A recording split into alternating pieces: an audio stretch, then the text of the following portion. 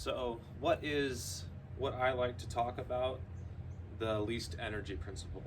The least energy principle is about having exact footwork, and it's about using clear and concise and countable steps. And so basically, we know we're breaking that principle when we're taking a lot of unnecessary steps. So the least energy principle says that the more unnecessary steps that we take, the less effective our playing is. It also has to do with your balance. So every time basically that you're out of balance while you're trying to do something on the court, you're breaking the least energy principle. You're letting your momentum past your ability of balance. So we don't ever want to let our momentum get ahead of the control of our own body. So that's the second place this least energy principle applies. And the third way it applies is when we overrun a play. And we take a few steps here, but then we have to take 2 or 3 steps back as we're setting or hitting. So that would be the third way it applies. We don't want to overrun ourselves, pretty much. And as soon as we're reversing our actions to try and make a play, we're not playing effectively anymore. So that's the least energy principle. And I want to talk about another thing, and that is when you're setting and leading your passer. I've talked about that before.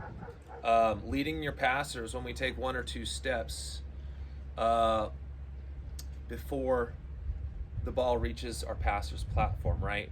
Well, see, the thing is we don't want to overrun the ball, right? And so when we have a really good passer, a really good partner, they're gonna pass it to where we expect, and we're gonna know the timing of our steps with them and how to lead them and get to that ball, right? But sometimes your passers aren't going to be passing in the right spot for you to do a lead.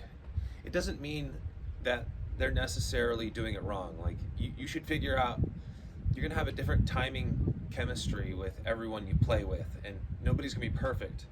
And so if we aren't passing to the net and we're trying to lead, we're going to overrun the ball if our passer is passing to the back of the court. So here's the solution for if your lead is not working with a partner.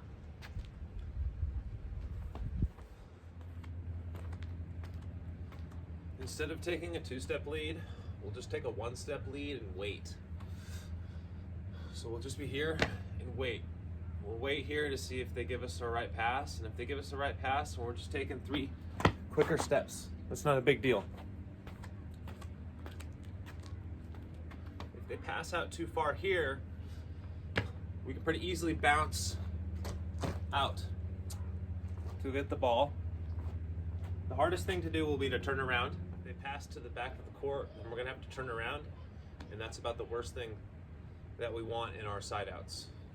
So be here, turn around and go bump it to the net.